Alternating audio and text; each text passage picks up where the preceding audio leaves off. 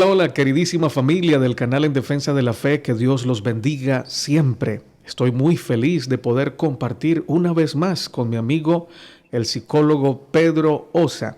Él es psicólogo, psicoterapeuta y también terapeuta en medicina tradicional china. ¿Cómo estás, Pedro? ¿Cómo te sientes hoy? Bienvenido.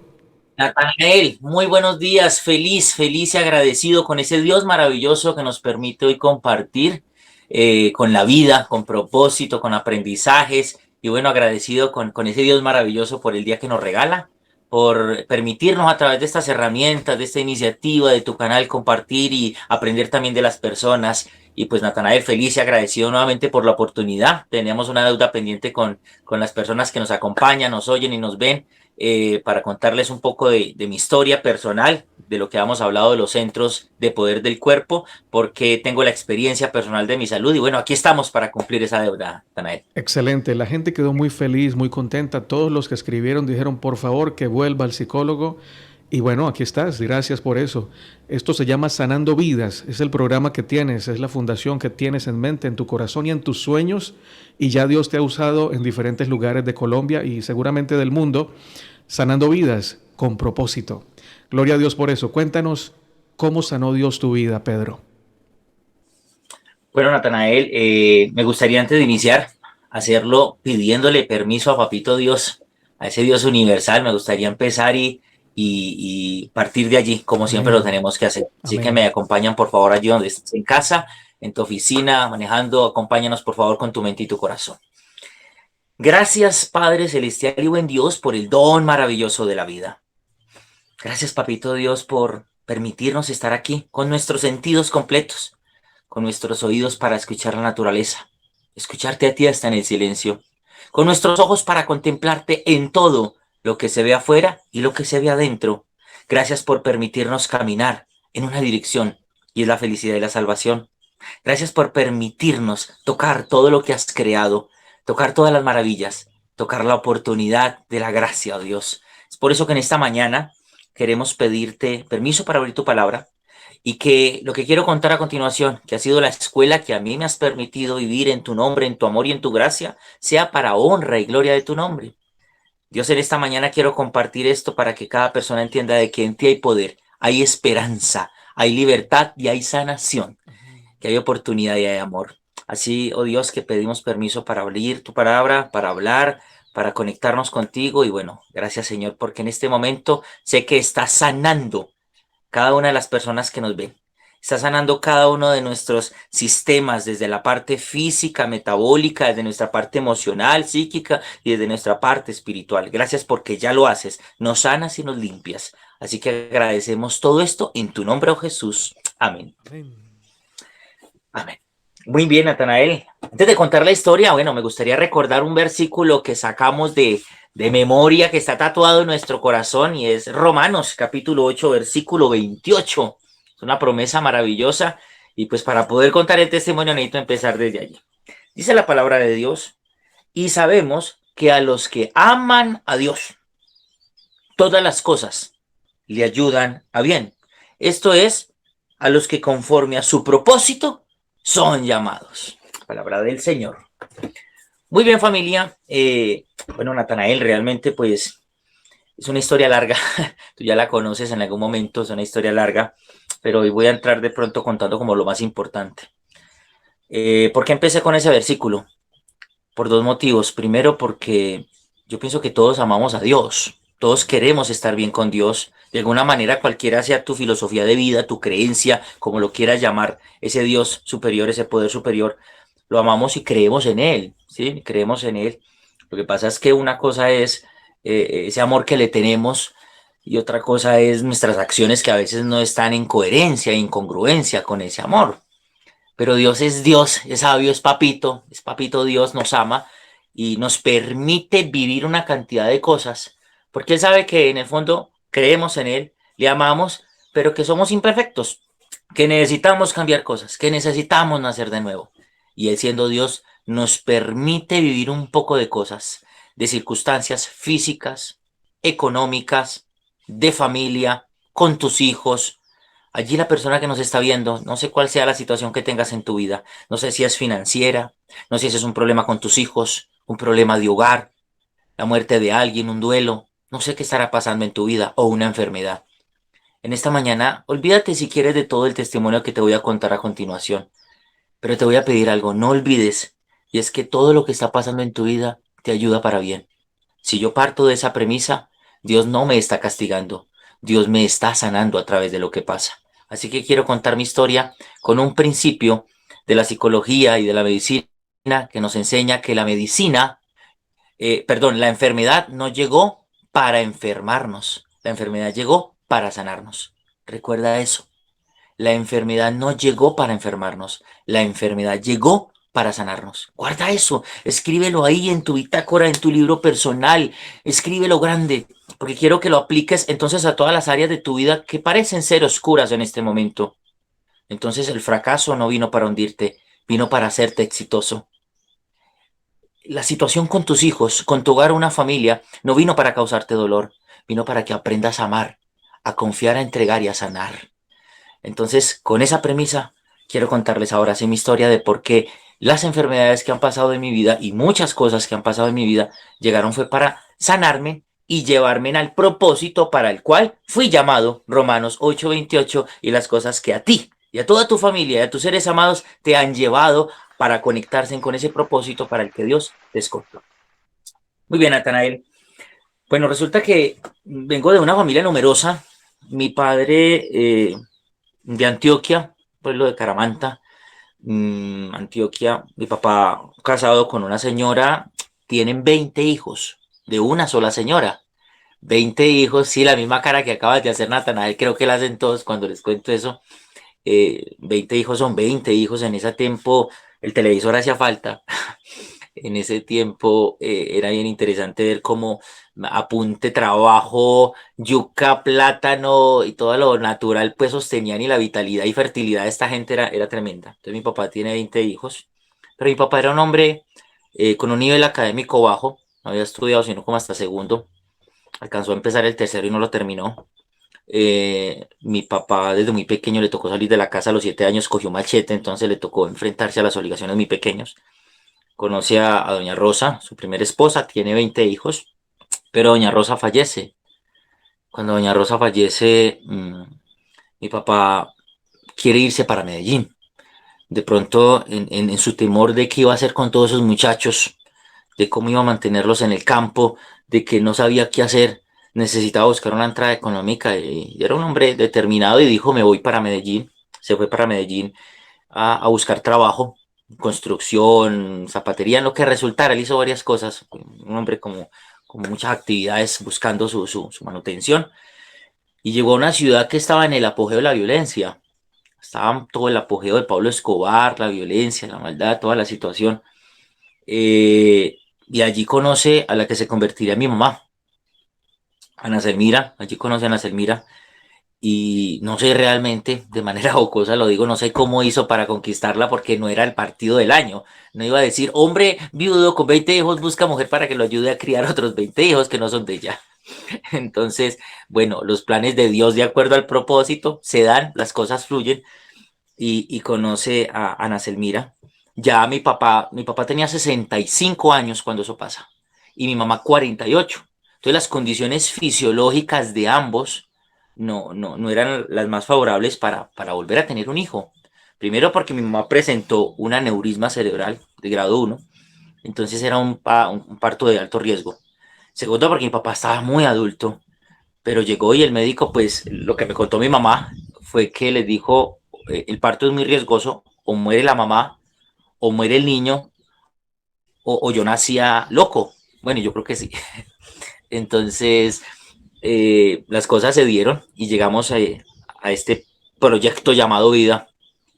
Llegó a la vida de ellos siendo el último, no esperado, en una violencia muy fuerte, Natanael, en Medellín. Mi papá cansado, con 65 años, le toca empezar a levantar un niño. Mi mamá, ya la edad que tiene, primera vez mamá, muy complicado para ella, no podía salir. Mi papá empieza a enfrentarse a golpes fuertes de violencia porque empiezan a matar a sus hijos. Mis hermanos medios, los primeros hijos de él, empiezan a involucrarse en el mundo del sicariato en Medellín, a vender armas, drogas, a meterse a trabajar en la terraza, bueno, varios grupos de Medellín muy conocidos allá en esa época, y eso obviamente empezó a costarle la vida a muchos de mis hermanos.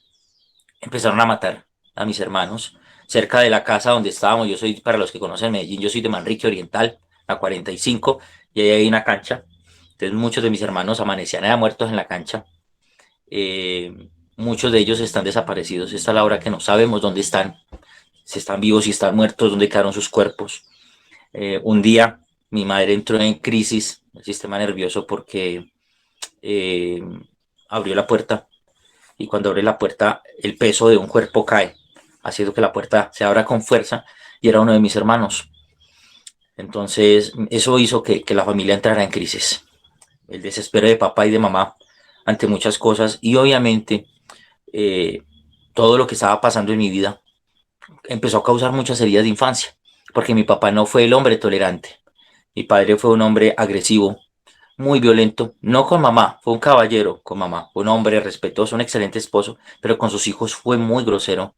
Claro, supongo que la impotencia de ver a sus hijos metidos en el tema de las armas, de las drogas, y perdió el control de sus emociones, llevándolo a que su hijo menor, este servidor, fuera víctima de sus maltratos físicos.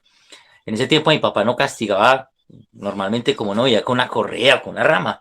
Mi papá lo cogía a unos golpes, y las ventanas de las casas eran corredizas. Entonces cuñaban esas ventanas con palos de escoba, partían los palos de escoba a pedacitos y las cuñaban, y mi papá cogía ese palo y eso me daba palo tirado en la espalda y en las piernas, me aporreaba bastante feo. Mi mamá se tenía que meter muchas veces. Obviamente provocaba yo esas situaciones porque yo era grosero, pues obviamente por muchas cosas que supongo pasaron en ese entonces, mi infancia no tuvo que, empezó a recibir heridas de infancia y reaccionó pues de esa manera ofensiva y defensiva. Entonces yo era de los que le contestaba, también le devolvía con palos, le pegaba, le contestaba feo. Yo empecé a perder el respeto, pero mi papá fue un hombre muy violento conmigo, y resentí con la vida en medio de mis modelos de conducta que tenía en Medellín con mis hermanos. Fui grosero con él, humillativo verbal, físicamente también traté de maltratarlo. Él era grande y me dominaba. Pero a mis 7 años, que cumplí años, recuerdo muy bien que ahí se instaló mi primera herida de infancia, que de hecho, eso es otro tema que tenemos que hablar, Natanael, en un próximo. Hay 5 heridas de infancia que nos marcan la historia, desde la estructura de personalidad, los traumas y una cantidad de cosas que van a repercutir y van a afectar tus relaciones sentimentales, tu autoestima, el dinero, todo, la salud. Y eso lo hablaremos después. Pero a mis 7 años tuve una herida de infancia que fui consciente de ella muy fuerte, y fue el tema de que el día de mi cumpleaños, un 7 de julio, para quien pueda interesar los 7 de julio es cumpleaños, cualquier cosita, un 7 de julio llegué a la casa desde el jardín, le dije a mamá, mamá, estoy cumpliendo años, y mi madre me da un abrazo y me felicita. Mi viejita me abrazó, me dijo que feliz día. Mi papá estaba en el cuarto, y fui hasta el cuarto de él y le dije, papá, hoy estoy cumpliendo años. Él me mira, estaba de pie, no sé qué estaba haciendo en el closet, cuando me mira y me dice, ¿y qué quiere que haga? Si hoy nació un castigo de Dios. Entonces fue una palabra cortante, hiriente, devastadora para un niño de 7 años. A esta altura de mi vida obviamente comprendo muchas cosas, ya desde la parte pues de vida y como profesional y como terapeuta, pero un niño de 7 años no tiene herramientas para interpretar eso. Y eso se clavó en mi corazón, generando un rencor y un odio con papá, que mucha más ira tenía contra él, mucho más ataques. Cuando él me cascaba le respondía. Tuve muchos golpes con mi viejo, muchos golpes, y eso se salió de control, y a los 9 años, es decir, 2 años después, mi papá, una noche que le tiré algo porque él me pegó, pasó algo muy trivial pero se salió de tono. Mi papá cogió toda mi ropita en una caja de cartón de Saltín. Recuerdo esa cajita de Saltín Noel, de galletas Saltín. Me metió toda mi caja a las 9 de la noche. Recuerdo que estaba brisando, lloviendo, y me puso en la calle ese día. y ese día yo salí de mi casa echado por mi papá, teniendo 9 años. Fue complejo, Natanael, fue complejo porque lloré, porque fue ver a mi mamá llorando, desesperada, desgarrada. Yo sé que él nunca le pegó a mamá, pero supongo que ese día se puso en la determinación y en el carácter de fuerza de no dejarla salir ni entrarme.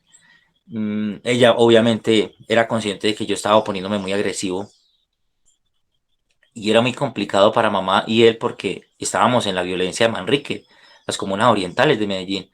Entonces, en la calle pues no podíamos movernos sino los que éramos de por allí, pero eso tarde de la noche ya empezaban a molestar, entonces yo me voy caminando hasta un parque que queda un barrio enseguida que se llama Campo Valdés, me voy a un parquecito allí y allí paso varias noches, al frente de donde era el CAI. Como estaban en violencia, en ese tiempo estaban matando policías, eh, no me recibían en el CAI porque estaba corriendo peligro. Estaban en cuarentena, ellos estaban en alerta y trataron de llamar las organizaciones de ese momento, Bienestar Familiar, para que subiera, hicieran algo, pero no podían subir porque, o sea, estábamos en un punto de violencia crítico, Natanael, que no podían entrar allá. Entonces estuve varios días comiendo de cosas que la policía me daba o de la gente que pasaba por ahí me daba, ¿sí? Y relujando lo que quedaba por ahí para comer. Entonces fue una semana muy crítica para mí, pero aparece el último hijo de mi papá de esa tanda de 20, o sea, mi hermano medio, automáticamente el menor de esos 20, el que me seguía, y, y, y aparece mi hermano, no sé de por qué motivo se daría cuenta, llegó a la casa, no sé, la cuestión fue que fue a buscarme y a los días llegó y me encontró. Mi hermano me dio una familia, Natanael, mi hermanito se convirtió en mi hermano papá, mi hermano me sentó en sus piernas, me cargaba. Por primera vez sentía que era un abrazo, que era decirme te quiero mucho. Me echaba sus madrazos con ternura mimándome. Eh, Obviamente, al ser mi hermano el que me da su afecto, su amor, se convierte en mi punto de referencia, en mi modelo a seguir, en mi ejemplo para todo en la vida. Y mi hermano pues trabajaba como delincuente en Medellín. Mi hermano era sicario en Medellín, trabajaba para La Terraza, uno de los grupos de Medellín de esa época. Llevaba un tiempo con ellos. Pues siendo el más joven, obviamente tenía más vitalidad, más energía, más locura para estar en ese mundo. Y mi hermano, al darme todo ese afecto que me dio también, me hizo parte de sus escenarios. Entonces empezó me llevaba en la moto a dar vueltas, veía que entraba a todas partes, salía. Ya con el tiempo comprendí que entraba a cobrar platas, lo que se llama vulgarmente vacunas, iba a reuniones. Bueno, a los 11 años mi hermano por primera vez me enseña lo que es un arma de fuego, me enseña a utilizarla. Mi hermano me entrega un arma para empezar a disparar, para jugar con ello y bueno, me metí como en ese mundo. Luego ya empecé a andar con él y a los 11 años que él me entrega un arma, pues empiezo a desarrollar ciertas habilidades con el tema y bueno, mi hermano me convirtió en un sicario como él, trabajando con él para el grupo, manejando todo el tema de lo que era Manrique Oriental, Campo Valdés, bueno, toda esa zona, con un grupo de trabajo de la oficina. Entonces me metí en ese mundo. Obviamente mi hermano también era consumidor de drogas, sustancias psicoactivas, y él me metió en ese mundo. Mi hermano me llevó a meterme a consumir droga, marihuana, perica, LSD. El LSD no es de ahora. La gente cree que el LSD es nuevo, ¿no? El LSD es de los 80, eso es viejísimo. Y eso fue una de las primeras drogas que consumí. Yo era policonsumidor. Obviamente eso alteró más mi conducta, mi estructura de personalidad.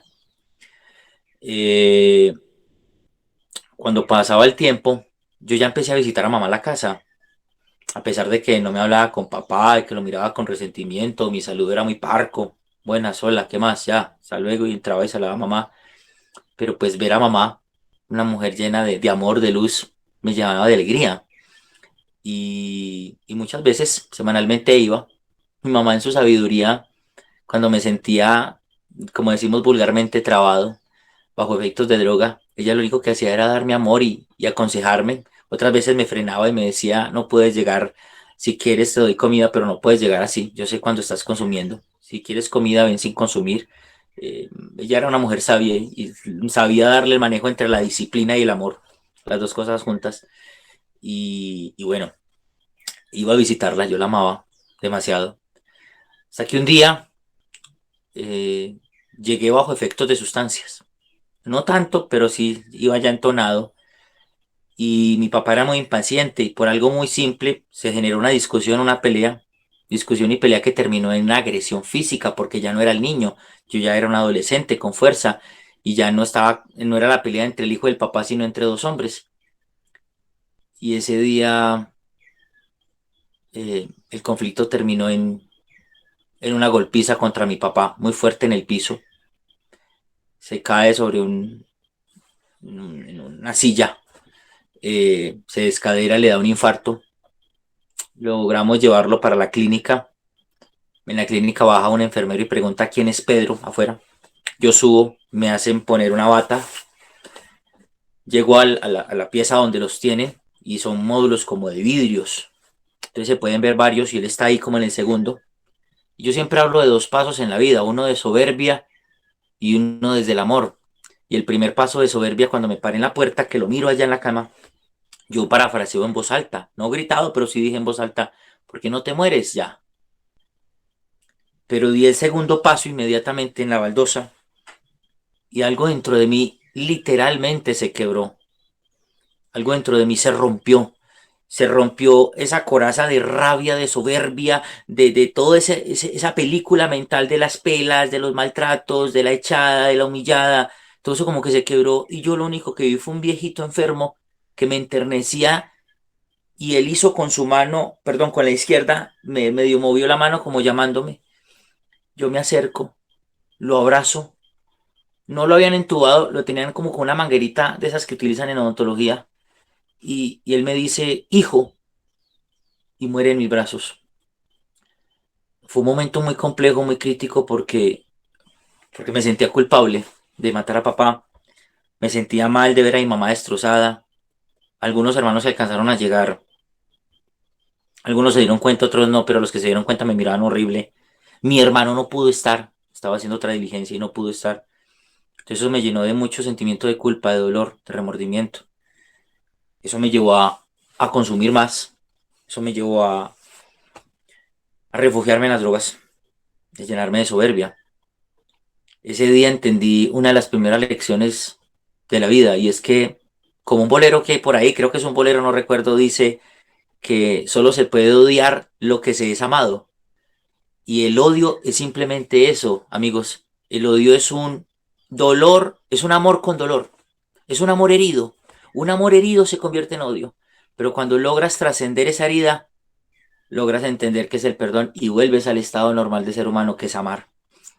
Y obviamente yo odiaba a alguien que en el fondo amaba. En esos 5 o 10 minutos entendí eso, en esos dos pasos, de por qué no te mueres y luego abrazarlo y verlo morir en mis brazos. Bueno, los seres humanos a veces con ira decimos muchas cosas, pensamos muchas cosas, hacemos cosas. Allá que estás atrás, sé que por tu cabeza pasan recuerdos, palabras hirientes con papá, con mamá, con tus hijos, con tus parejas, exparejas, con el papá de tus hijos, la mamá de tus hijos, no sé. Y Dios entiende eso. No es permisivo con eso. No es normal, no naturalicemos eso. Pero créeme que es una manera de entender que allí encontramos qué tan heridos estamos nosotros y qué tan heridos estaban los otros. Luego, después de eso, bueno, con lo que sucede, yo decido no disparar más contra la vida de alguien. Utilizar armas, pero para intimidar más, no para matar. Así que me alejo un tiempo, al tiempo me encuentro con mi hermano, muy descompensado yo, mi hermano me da tranquilidad y me da perdón, pero con todo lo que pasa, no por eso, pero por otras variables, le piden a mi hermano no trabajar más conmigo, entonces no podemos trabajar juntos, entonces mi hermano sigue allá y yo cojo otro rumbo porque yo estaba más joven, yo ya me defendía, tenía mi gente, mis amigos, y, y bueno, ya Bene no había recogido yo tenía una familia, un círculo social con el cual laborar. Entonces ya, yo ya me metí como con ese tema y me alejé de mi hermano, no enojado amándolo, sino que en ese tiempo pues no, era un lujo tener un celular fino, eran unas panelas grandísimas, entonces las llamadas eran eventuales o si nos veíamos, pero yo amaba a mi hermano, era mi hermano papá. Después de la muerte de papá, que yo tomo otro rumbo, decido no matar a nadie, pero sí ser delincuente, porque me dedico a cobrar vacunas, a quitar, a intimidar, bueno, a traficar armas y droga. Fue complicado porque 4 años después de eso, yo sigo visitando a mamá. Yo sigo compartiendo de vez en cuando a mamá. Mi mamá conoce el Evangelio. Mi mamá conoce el Evangelio y mamá se refugia en el amor del Señor. Mamá tiene una experiencia muy linda llenándose de más sabiduría de la que tenía y obviamente se convertía en una persona muy de punto de equilibrio para mí, pero pues no la podía ver todo el tiempo por seguridad de ella y porque pues yo llegaba en condiciones que no eran. Después de la muerte de papá, a los 4 años, decidimos ir a robar el motín de las vacunas. Las vacunas se cobran en todos los almacenes o comercio, se guardan en un bolso y a una hora de la noche se llevaban a una oficina, la sede, por decirlo así. Y dijimos, vamos a quitarnos ese. No íbamos a matar a nadie, solo íbamos a robar el maletín y ya. Como éramos de todo el oriente, nos conocían, nos encapuchamos para hacer la vuelta esa, como decimos en Medellín. Y estábamos esperando, eran tipo 10:30 de la noche en Campo Valdés. Bajaba el fulano que tenía que llevar la plata, el maletincito. Y cuando bajó, salimos de tatequietos encapuchados a quitarle el maletín. Y en ese momento, del 85, de una calle que hay más arriba, que es una frontera invisible, que era como el límite, salen otros 5 encapuchados. Estábamos nosotros 4 acá, nosotros éramos unos amigos de ahí y otros 4, otros 5 que salen de allá a hacer lo mismo, pero no, sorpresa, estábamos adelante y obviamente comenzó un fuerte tiroteo, tiroteo que en algún momento casi me logran pegar un tiro. Logré esconderme debajo de un carro, salir por un lado y, y le disparé a uno de ellos. Después de que había dicho que no iba a volver a disparar contra nadie, le disparé a uno de ellos. Él caía al piso. Se escuchaban las sirenas, porque Manrique es así como faldudo, se escuchaban las sirenas ya que venían tarde de la noche, obviamente porque habían enfrentamientos. Los de ellos salen corriendo, los de mi lado salen corriendo y uno de mis compañeros y yo salimos porque teníamos que ver quiénes eran los que iban a quitarnos la plata. Cuando destapé el pasamontañas del cuerpo al que le había disparado era mi hermano. Tremendo. Era, era la... Eso fue un... La muerte del viejo dolió, pero esta dolió más, porque cargaba como con la maleta de haber hecho eso primero con papá y él era mi papá, era mi sangre, era mi amigo, era el que me ha enseñado todo y me ha dado comida y techo. Entonces fue bastante fuerte, eso me enloquecí ahí, perdí cordura, me tuvieron que sacar a las malas de allí. Eso me llevó a un hospital psiquiátrico, estuve internado un tiempo recuperándome de la crisis. Eh, Eso me generó una amargura en el alma, raíces de amargura, como dice la Biblia. Y eso me llevó a meterme en un mundo buscando la muerte, porque aunque quise quitarme la vida 2, 3 veces, y cuando hablo de quitarme la vida es que muchas veces quise sentarme a colocarme una pistola acá y dispararme, pero no fui capaz. Así que lo que hice fue como arriesgarme a ese mundo, a buscar, pues si tenía que morirme ese día me moría. Y, y realmente pues pasaron muchas cosas, me hicieron varios atentados. En uno de ellos casi me coronan. Perdí un compañero muy especial ese día, amigo. Y eso me llevó, bueno, mi mamá omitió una parte allí y es que mi mamá con todo lo que pasa, eh, ya sale de Medellín y se va para un pueblo aldense. Allí en un pueblo de tranquilidad comienza su historia, sola, con la iglesia, buscando de Dios, una vida espiritual muy linda.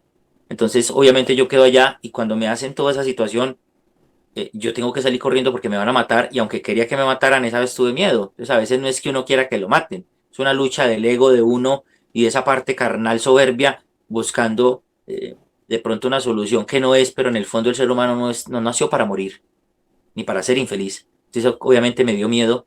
Salí buscando a mamá entonces con ese último atentado al pueblo donde estaba y le dije, vieja, me van a matar, necesito salir de esto, ayúdame. El dolor en el alma, el desespero, la ansiedad, la culpa, el remordimiento, todo mi vida sin sabor. Mi vida era sombría y triste. Me lleva a la iglesia, conozco el evangelio.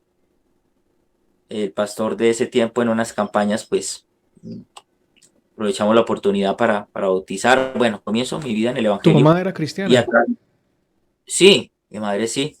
Mi madre conoce el evangelio, se vuelve cristiana y gracias a eso, pues yo llego a la casa de ella a refugiarme, a esconderme. Ella me lleva a la iglesia. Por medio de la iglesia conozco mucha gente del evangelio y en medio de ese mundo cristiano, pues conozco a través de ellos una fundación cristiana. Me llevan a rehabilitarme física, psicológicamente, como el tema, pues, de todo lo que estaba viviendo en mi vida y hacen un trabajo muy especial y muy bonito.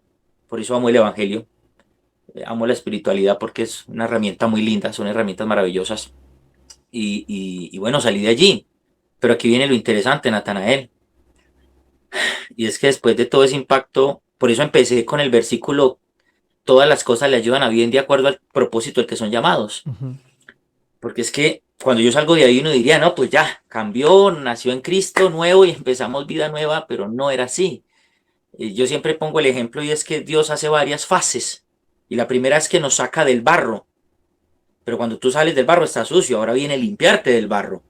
Y tercero, darte un propósito para que trabajes en algo. Ujú. Entonces, ahorita Dios lo que estaba haciendo era tratándome de sacar del barro, pero estaba sucio. Ya no Sí. estaba dentro de la laguna, pero seguía sucio. Tenía que limpiarme. Y aparece una limpieza maravillosa. Por eso les decía ahorita que la enfermedad vino a sanarme y no a enfermarme, a limpiarte y no a ensuciarte, a redimirte y no a castigarte. Cuando uno aprende a escucharla. Porque eso me llevó pues a tener una vida, salí a trabajar haciendo cositas, una vida tranquila en la casa, mamá, ya sin drogas. Cuando de un momento a otro, eh,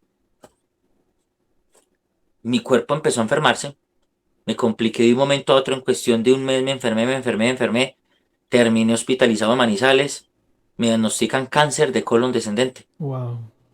Y cuando el oncólogo sube al cuarto donde estoy con mamá, que mamá está al lado, le dice, es mejor que vamos a darle de alta, vamos a hacer un tratamiento paliativo, vamos a darte de alta porque este muchacho le quedan de 6 a 8 meses de vida. Upa. Entonces, bueno, realmente pues fue una noticia muy fuerte para mí. Peleé con Dios, me enojé con Dios, no entendía a Dios, que no comprendía realmente qué estaba pasando. O sea, si yo dije, espérate, me estás castigando. Yo miraba a Dios y me enojaba con él y me insultaba. Y yo decía, me estás castigando. O Ahí sea, ya llevabas cambio, hago. varios años limpio, predicando incluso, ya eras un Pedro nuevo. Sí, ha llevado un proceso trabajando para Dios. Ahí es donde viene lo interesante porque nos acostumbramos a, discúlpame la expresión, Natanael, pero a un Dios de amuleto de buena suerte. Si hago, entonces Dios me da, porque empecé hasta a negociar, entonces porque estaba bien, pero no se había hecho. Lo único que había cambiado eran unas conductas, unos patrones conductuales externos, pero Dios sabía que lo que había que cambiar era adentro, Ujú.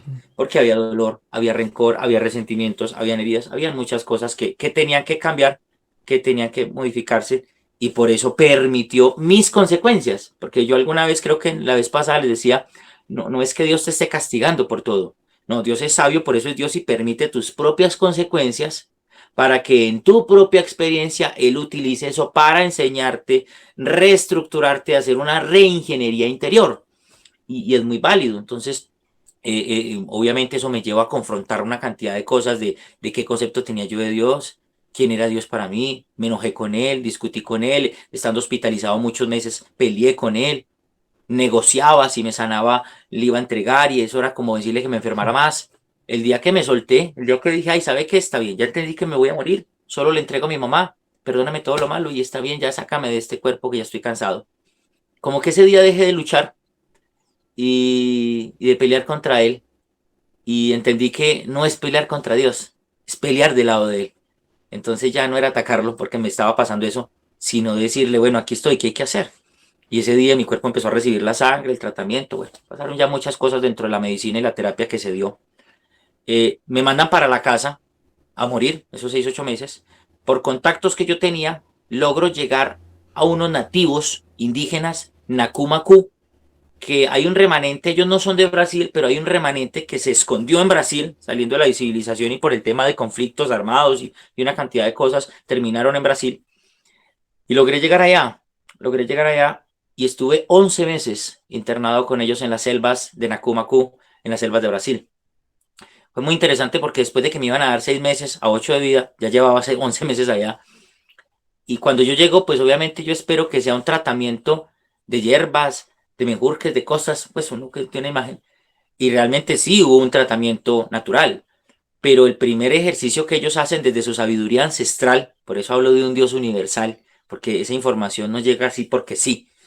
Esa información no es limitada a un grupo de personas y ya Dios tiene toda su sabiduría y tiene toda su información para su pueblo en todas partes. Y ellos sin saber que se llama psicología y psicoterapia, Natanael, me llevan a pararme frente de árboles y a pedir perdón a papá, a pedir perdón a mi hermano, a perdonarme, a hacer terapia de observación, de silencio, de meditación al frente de árboles, a conectarme, a sanar, para que cuando callara la mente y el espíritu, mi cuerpo ahora sí pudiera recibir cualquier tratamiento. Entonces fue bien interesante porque fueron 11 meses que vi cosas que nunca había visto en mi vida y eso cuando yo salgo de allá, porque es muy curioso, ellos manejan una filosofía, Natanael, ellos dicen, yo empecé y me quería venir, me quería venir, me quería venir, entonces ellos me decían, ¿qué tienes? Yo me quiero ir, pues el que hablaba español, porque solo hay un enlace que habla español, entonces me quiero ir, y me decía, no puedes, no puedes, no puedes. Cuando ya estaba cumpliendo los 11 meses, que hice un ejercicio muy bonito dentro de la ceiba, un árbol grande, luego les contaré esa historia, Natanael la conoce, que fue cuando encontré mi llamado, yo ya le dije a ellos en una fiesta de danza, a la noche, a la luna, al fuego, pues ellos en gratitud que hacen sus reuniones y sus festividades espirituales, le dije a ellos, me quiero quedar, me quiero quedar. Entonces ya la madre medicina, la bruja, porque allá bruja no es la bruja que, con lo que tenemos acá de palo y escoba, sino bruja es mujer medicina, me dijo, ¿te quieres quedar? Y yo, sí, madre. Y me dice, no, entonces ahora sí te vas. Y yo, espérate que no entiendo. O sea, me quería quedar, que no puedo. Y ahora que me quiero quedar, que me vaya. Y entonces ya, marica, en un principio decían, tienes que negarte a lo que tus deseos te digan. Niégate para que puedas conocerte. Te recordé ya luego cuando, con el tema del evangelio, el de que quiera venir en pos de mí, nieguese a sí mismo, tome su cruz y sígame. Y es una terapia bien interesante. No es tener una vida de amargura, no es una vida de contrariedad con lo que siento, no, es una vida de educar mis deseos, de educar mis gustos, de educar el placer. Eso es otro cuento que en otra charla hablaremos. Pero entonces salgo de allí, vuelvo a la clínica, el oncólogo se sorprende, empiezo el tratamiento de quimio y radio, porque obviamente todo se hizo simultáneo y, y empiezo a avanzar bien interesante, aún en la recuperación, siendo paciente oncológico, yo decidí, espérate que eso me estalló la cabeza y me llevó a investigar una cantidad de cosas indígenas, de la psicología, y eso fue lo que me llevó a estudiar psicología. Y fue donde yo decidí, voy a empezar a estudiar psicología como pueda porque necesito tomar esta información, necesito aprender. Luego me hace metástasis a los 4 años en el colon transversal y bueno, ahí ha estado en mi cuerpo dando mensajes. Logramos recuperarnos porque este no estaba terminal, gracias a Dios. Luego aparece por ahí en otras partes de mi cuerpo algunos síntomas y algunas cositas. Pero pues en resumidas cuentas, Natanael se convirtió en la escuela que hoy dio origen a Sanando Vidas, vidas con propósito, a utilizar todo el tema de la psicología y la psicoterapia, no desde el consultorio clínico, sino desde un tema muy integral, muy holístico. Y entendí por qué conocí el Evangelio, por qué conozco la selva y luego por qué recibo el tema de la psicología y ahora desde la medicina tradicional china, comprender, y eso me llevó, amé ese tema, cuando me metí a estudiar el tema de la medicina tradicional china, porque al igual que los centros de poder, había muchas cosas que eran tabú, que eran un tema de que teníamos una mala interpretación desde una creencia que yo no había verificado, pero cuando tengo la oportunidad de hablar con un médico internista, un especialista, muy sabio, un veterano en el tema, que conocía y dominaba el tema de la medicina china, empezó a explicarme una cantidad de cosas del equilibrio.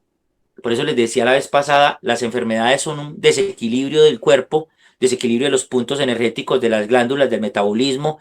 Entonces, cuando hay un corto, el cortocircuito, ¡pum!, da un mensaje de alarma. La enfermedad es una alarma, la enfermedad es un mensaje de una alarma físico, espiritual y emocional.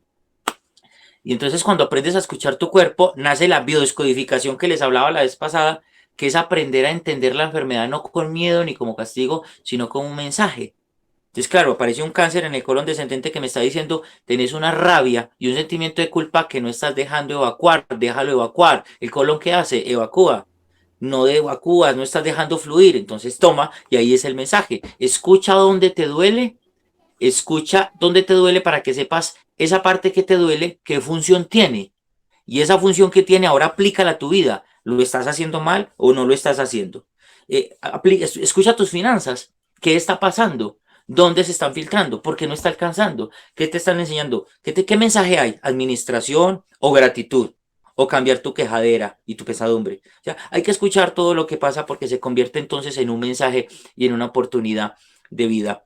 Hemos venido trabajando en ese tema oncológico de la mano, la medicina convencional, con la medicina tradicional china, con todo el tema de la medicina integrativa, que de hecho pues parte del proceso de lo que hago como quiropráctico y acupuntor es trabajar la medicina integrativamente, cuerpo y espíritu, porque es la herramienta. Y, y luego comprendí que hay un mensaje muy profundo, no para entrar a debatir con nadie, pero en la selva me hicieron una pregunta muy fuerte, que me marcó la historia, independiente de las filosofías, del tema teológico, dogmático, una pregunta que me hicieron antes de salir era, ahora tienes que dar ese mensaje que encontraste a la gente. Y yo, ¿cuál mensaje? Y entonces me dicen, tienes que encontrarlo, ahora sintetiza ese mensaje y llévaselo a la gente. El mensaje de tu enfermedad, el mensaje de papá, de mamá, de tu hermano, de tu vida, lo que estás viviendo y llévale un mensaje a la gente. Yo, pero ¿cuál mensaje? Entonces, una noche en una ceiba, meditando al lado de la luna, me preguntan, ¿Cristo era cristiano? ¿Buda era budista? ¿Alá era islámico? ¿Krishna era Krishna? Yo la verdad es que eso fue como que la cabeza me hizo espérate un momentico que no entiendo la pregunta. Entonces ellos decían, si la entiendes, no te niegues a contestarla. Cristo no era cristiano, el cristianismo surge con la muerte de él y su vida anterior y los pueblos pregonaban una filosofía. Pero entonces, si Cristo vino a cuestionar el judaísmo, los romanos, los publicanos, los gentiles, ¿cuál era la religión de Cristo? ¿Cuál era la religión de Buda si Buda, su movimiento del budismo surge con la muerte de él y lo mismo de todas las iglesias? Entonces me respondían ellos al final de la fogata, tipo 3 de la mañana, y decían, el Evangelio, la religión de ellos, era la vida con propósito desde el amor. Porque cuando te das para el otro con amor, tú recibes. Cuando sirves al otro, eres tú quien recibes. Porque tu vida es un mensaje para el otro. Y lo que pasa con el otro es un mensaje para ti. Así que fue brutal porque ahí empezó mi escuela, Natanael. O sea, hace 16, 17 años empezó toda esa historia, pero realmente mi escuela apenas está comenzando porque cuando yo digo vamos a hacer sanando vidas, para hacerlo de manera integrativa, el ejercicio de nosotros no es enfocarnos en un trastorno, ¿sí? Como lo hacemos desde la psicología clínica, vamos a trabajar sobre el trastorno de, no, obviamente respetando el criterio clínico, porque en base a ese criterio clínico, el psiquiatra ya utiliza todo el tema farmacológico, pero lo que hacemos es hacer un equilibrio, el ser como un todo. Entonces, espérate que es que si la enfermedad es un mensaje, antes de enfocarnos en un trastorno, enfoquémonos en qué heridas de infancia hay, qué tanto se ama, qué tanto se siente amado, qué tanto ama a los demás, cómo vira la vida, cómo son sus hábitos. Entonces ahí comprendo, Natanael, el tema del Evangelio. El Evangelio no es una camisa de 11 varas para que Dios me reciba. El Evangelio es un estilo de vida donde si yo aprendo a estar en equilibrio en mi mente, en mi cuerpo y en mi espíritu, el resultado va a ser la salud física, mental y espiritual. Y me preparo desde aquí para la eternidad, ser feliz y estar en salud. Entonces, es un tema de comprender que este tema de los centros de poder, glándulas, el sistema metabólico, endocrinológico, tu capacidad de manejo de emociones, no es que no te vayas a enfermar nunca, no es que no te puedas sentir tristeza o ira, no, es un punto de equilibrio. De hecho, en la medicina tradicional china, que no es nada satánico, el yin y el yang es la capacidad de encontrar esas dos cosas juntas, el equilibrio de mi vida, ¿sí? Esa parte sombra oscura de mi vida con esa parte luz y entender que yo valoro la luz porque ya estuve en la oscuridad. ¿sí? Entonces, cuando uno toma ese equilibrio, tú puedes aprender a ser alegre cuando aprendes a entender la tristeza. Entonces, pues, eso es otro tema, pero es un punto de equilibrio en la vida y Cristo es el punto de equilibrio porque hallaréis la verdad y la verdad os Os hará hará libres, libres. libres de remordimientos, libres de culpa, libres de castigo, no para una vida cualquiera permisiva, sino para una vida con propósito. Porque entonces entiendes que Dios permitió en su libre albedrío mis decisiones, pero por eso Él es Dios, porque va a utilizar eso que ha pasado en tu vida, cualquier cosa que sea, para escribir derecho en renglones torcidos. Dios siempre va a escribir derecho en tus renglones torcidos. Y porque Dios siempre utiliza la tragedia humana como la oportunidad de hacer el milagro de Él. Haciendo una aplicación muy espiritual de cuando Él caminó sobre las aguas, que le llegó a los discípulos en la cuarta vigilia, yo me preguntaba por qué los discípulos se asustan viendo a Jesús caminar sobre las aguas si ya habían visto a un Jesús levantando muertos, multiplicando panes, haciendo cosas mucho más grandes, pues caminar sobre las aguas no era para asustarme. No era que los asustara ver caminar sobre las aguas, era que no lo esperaban ver caminar sobre las aguas. Y muchas veces buscamos a un Dios de amuleto, un Dios de buena suerte, un Dios donde busco a Dios para que me dé plata, busco a Dios para que me cambie a mi hijo, busco a Dios para que me dé el esposo o la esposa que quiero, busco a Dios para que me sane. Entonces, ¿cómo lo quieres ver? Y resulta que llega de una manera diferente. Y buscas a un Dios que te dé salud, pero justo al buscarlo te da una enfermedad. Ah, llegó como fantasma. Y buscas a un Dios que quieres que te dé plata, pero ¡pum! Te quiebras. Uy, llegó como fantasma. A veces no es que lo que pasa, es las expectativas que tengo de la vida y de Dios.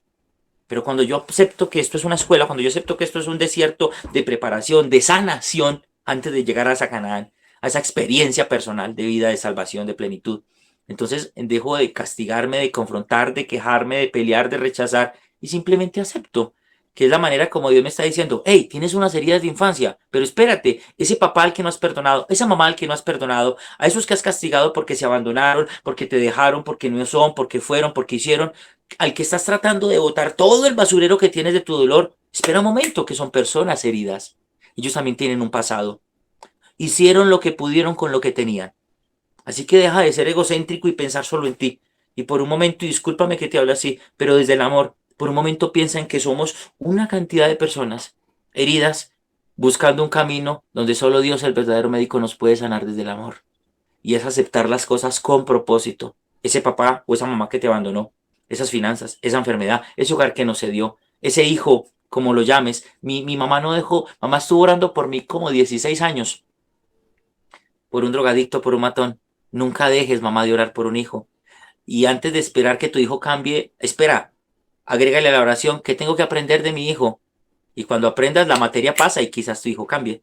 Amén. Muchas cosas van a pasar diferentes. Así que te invito para que hoy recuerdes que hay un Dios poderoso.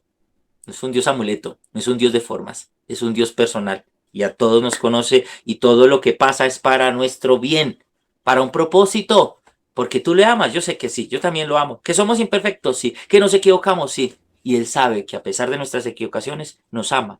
Y como lo sabe, todo lo que planea para nosotros y permite es para nuestro bien. Así que Amén. permítete escuchar a Dios en todo lo que ha pasado en tu vida, en tu cuerpo. La historia que escuchaste hoy, no la cuento para inspirar lástima porque no me interesa. Eso me tiene hoy feliz, enamorado de la vida. Tampoco para que me admiren, ¿no? Porque como les dije hace 8 días, soy una persona muy imperfecta luchando con mi carácter, lleno de defectos, continuamente en la escuela de las equivocaciones, pero sí para decirte que sí se puede, que vale la pena y que, a ver, lo único que tenemos seguro es esa muerte. Así que disfruta la vida al máximo. Hay una canción de Juanes que es el himno de Sanando Vidas. La vida es un ratico nada más. Que se acabe todo, menos el amor. Así que si ya están muertos esos seres amados a los que tienes que perdonar, no importa. Estás vivo tú, perdona tú. Es que el perdón no es para él, es para ti. El perdón es un regalo para ti, no para el otro. Si ya perdonar no significa ir a reconciliarte con el otro y volver con el maltratador. No, significa que ya no envenenas tu alma deseándole lo peor a él, ni tampoco vas a seguir liderando tu vida con ese dolor en la vida. Simplemente deja fluir, deja soltar, acepta con gratitud y pregúntate qué tienes que aprender, qué has aprendido y cómo vas a utilizar eso para que le des un propósito a su vida. Y si coges un propósito en tu vida, vas a sanar tu vida y de las personas que están a tu alrededor. Porque cuando pasas la materia, ya termina. Si la repruebas, la tendrás que seguir repitiendo. Así que, familia, amigos, aquí estaremos dispuestos a seguir aprendiendo de ustedes. No sé, Natanael, en el poco tiempo que nos queda, alguna pregunta que Llegó quedó Titán. pendiente. Sí, llegó nuestro compañero de vida, Titán, mi mascota amada. Yo querría aportar algo. Para Pedro no es fácil contar su testimonio y de pronto por la forma como lo contó, que ustedes no ven que llora, ustedes pensarán, ah, él lo toma como algo natural. No, a Pedro le ha dolido mucho lo que pasó en su pasado. Lo ha marcado.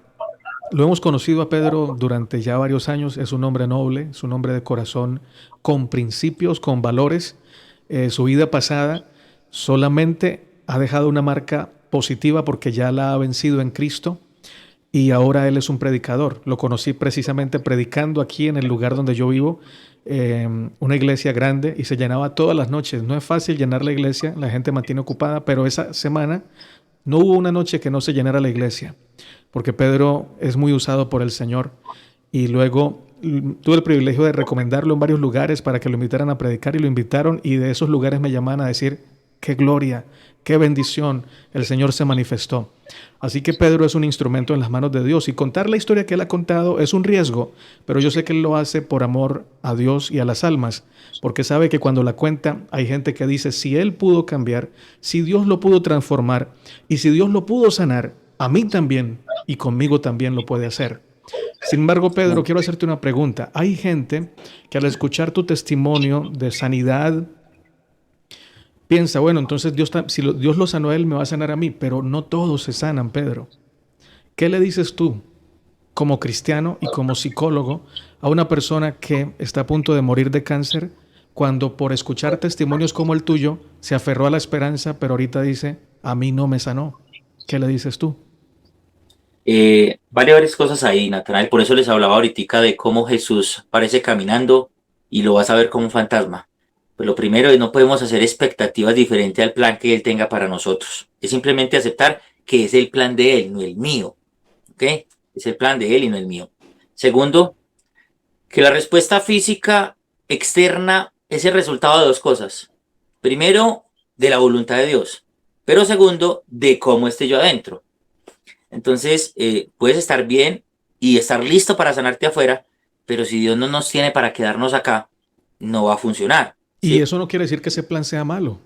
Porque nosotros, No, ay, como no me sané, por qué yo no? Pero puede ser que el plan de Dios sea mejor que el que tú te imaginas.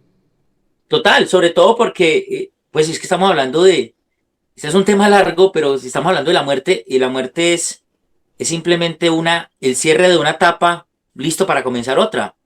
O sea, no es el fin, la muerte no es el fin, la fin es el fin de la escuela terrenal. Pero la muerte es otra escuela y lo primero que tengo que aclarar es qué es la vida y qué es la muerte. No sé cuál sea la situación que estés pasando, porque si tú tienes claro de que la vida y la muerte son etapas, pero que después vienen otras cosas diferentes, mejores, y que lo único que va a estar continuamente trascendiendo en la vida, en la eternidad, va a ser el alma, ese espíritu, y es este el que va a llevar la escuela que tengo que aprender, porque esto es terrenal, aquí nadie se ha quedado, aquí nadie es eterno, aquí nadie va a durar para siempre, aunque Amparo Grisales diga lo contrario, mentira, no, pero aquí nadie es Ese completo. chiste solamente lo entiende un colombiano. Sí, eh, aquí realmente esto es pasajero y pues Natanael, yo tengo que levantarme todos los días comprendiendo que esto es un paseo. Entonces, yo vine a esta tierra, en este cuerpo, a aprender algo. Y cuando ya se cumple la materia, me tengo que ir. Entonces, yo tengo que aceptar la muerte sí o sí. Pero el propósito de Dios en sus promesas no es evitarme la muerte.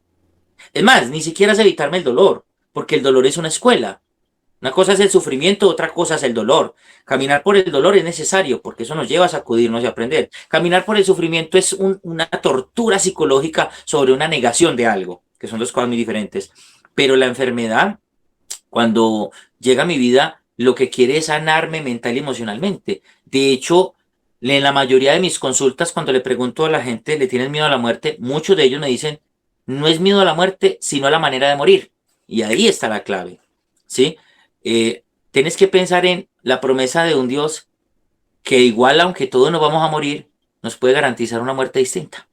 Y la muerte distinta es una muerte en tranquilidad, en paz, en serenidad, desde En el perdón, desde la aceptación. alegría, desde la aceptación. Mira, voy a ponerte un ejemplo corto, mi mamá después de todo eso, casualmente, porque es que venimos heredando unos patrones de enfermedades en la familia de cáncer, que el propósito ha sido romper eso a nivel generacional, que eso es otro cuento, que luego hablaremos de los patrones generacionales de las familias, pero mi mamá murió de cáncer.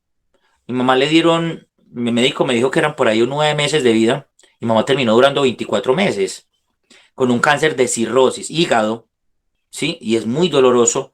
Y ella con una cirugía y saliéndole algo verde de su hígado. Era un cuento visualmente traumático, pero ver la paz de mi madre, mm, mm, ver la tranquilidad con que afrontó, estando de hecho, ella murió en el hospital, yo estuve con ella hasta el último momento y yo hablaba con ella, porque había mucha madurez en ella espiritual. Yo le decía, madre, ¿cómo te sientes? ¿No tienes mucho dolor? Y ella se sonreía y me decía, me siento desagotada, sí, pero dolor no. Igual lo único que quiero es descansar porque ya me siento feliz. Y yo le decía, ¿por qué? Y me dice, porque perdoné a Julano, porque comprendí esto de mis papás, porque entendí a tu papá, a mi esposo, porque te veo a ti cambiado. O sea, empezó como a entender una cantidad de cosas que le pasaron en su infancia, soltar, dejar ir. Y ella decía, porque conocí a un Dios maravilloso y me puedo ir tranquila. Entonces ver a mamá transmitiendo esa tranquilidad mientras moría, y de hecho los últimos momentos que ella empezó ya a perder conciencia, ella la veía parafraseando canciones espirituales. Yo decía, no es anular la muerte, pero es prepararme para que la muerte sea gloriosa, ¿sí? Entonces, no pretendamos que buscar a Dios en una iglesia como herramienta cualquiera sea la que tengas, te va a dar plata siempre, te va a dar salud siempre. No, no, no busquemos ese Dios de amuleto. Dios lo que quiere es darnos un estado espiritual, mental y emocional que va a hacer que ese paseo aquí refleje afuera muchas cosas positivas, si está en su plan. Y si no, ten la seguridad que así no vas a ser el tipo más o la mujer más adinerada del mundo, vas a ser la mujer con la más fe grande que existe para estar agradecida todo el tiempo. Si no vas a ser la persona con la salud más plena del mundo, vas a tener la mentalidad tranquila para no tenerle miedo a la enfermedad y amar y comprender a Dios en ese plan de la Qué enfermedad. lindo. Entonces, simplemente preparémonos para sanarnos adentro y acá, que lo que pase afuera ya ni siquiera nos va a afectar. Gracias, Pedro. Excelente. Te seguimos invitando. Con la ayuda del Señor vamos a estar invitando más seguido a Pedro como psicólogo, pero también como cristiano, en otro canal llamado Fe sin Ataduras. Vamos a comenzar a trabajar allí. Este ha sido el último en defensa de la fe y luego nos vamos a trasladar a ese canal. Así que debajo de este les dejo el canal de Pedro que se llama Sanando Vidas, ¿cierto? Y el canal de los dos que Sí. se llama Fe sin Ataduras para que ustedes allí reciban material hermoso espiritual de crecimiento. Gracias, Pedro. Tengo muchas otras preguntas, pero el tema ya se hizo largo. En una próxima te haré las preguntas con la ayuda del Señor. Ha sido de mucha bendición. Muchas gracias.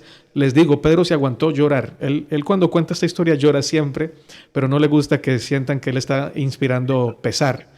Así que no lloró, no porque él lo tome como algo natural, sino porque quiere presentar el mensaje de la manera más limpia posible. Y así lo recibimos, Pedro. Gracias por tu valentía al contar tu testimonio y por darle la gloria al Señor que te ha bendecido tanto. Última pregunta, que esta sí quiero hacerla en este tema. Y es, hay gente que dice, como yo tengo a Cristo, no necesito la psicología. Como si Cristo y la psicología no estuvieran de acuerdo. ¿Qué crees tú con respecto a eso? Yo pienso que es más un tema de creencias instaladas, de falsas de creencias instaladas, porque es como decir que la medicina, no necesitamos la medicina convencional porque tenemos a Jesús. No, Dios ha permitido todas las herramientas, todas a nuestro favor, para tener un equilibrio. Yo pienso que es un tema de abrirnos un poquito más y utilizar todo en el nombre de Dios y todo lo que te acerque a Dios, ¿sí? Eh, Pablo lo decía, no todo me es lícito, todo me es lícito, perdón, pero no todo me conviene. La pregunta es, ¿lo que vas a utilizar en la herramienta clínica, convencional, medicina especializada, psicología o psiquiatría, te conviene y no te aleja de Dios? Si es así, utiliza esa herramienta en el nombre del Señor, porque hay una cantidad de cosas que incluso pueden llevar el nombre de Dios y alejarte más de Él. Entonces, por nada, nada del mundo. De hecho, escuché y recuerdo, tengo en mi mente varias veces que salieron folletos de la escuela trimestral de escuela sabática donde hablaban de las emociones y todos los apartes y las columnas eran basados de especialistas y psicólogos. es necesario. Lo que pasa es que una psicología sin Cristo es una psicología chueca, pero una psicología con Dios es una herramienta. Medicina sin Cristo es medicina chueca, medicina con Dios es medicina completa. Entonces simplemente utiliza todo y fíltralo y ponlo en las manos del Señor. Que te lleve a Él, pero todo nos acerca a Dios y en la mente uno sabe realmente qué me está alejando de Él o qué me está acercando. Así que utilicemos todas esas herramientas, todo lo que nos acerque a Dios para ser mejor personas, siendo muy sinceros, no para alcahuetear una vida de libertinaje, pero sí una libertad en Cristo, que es muy diferente. Aleluya. Dios no me está castigando, Dios me está sanando. Lo dijiste al principio. Correcto. Así se va a llamar este video. Exacto. Gracias, Pedro, por tu tiempo Dios te bendiga. y por tu Un abrazo testimonio. grande para todos, familia, hermanos, y espero que esta semana comience y transcurra llena de mucho amor, de bendiciones, de paz, de plenitud, de perdón, de gratitud, y vive un día como si fuera el último, pero haciendo planes para la eternidad. Que Dios te bendiga. Un abrazo y un beso gigante para todos. Muchas gracias, Natanael. Gracias. Excelente. Gloria a Dios.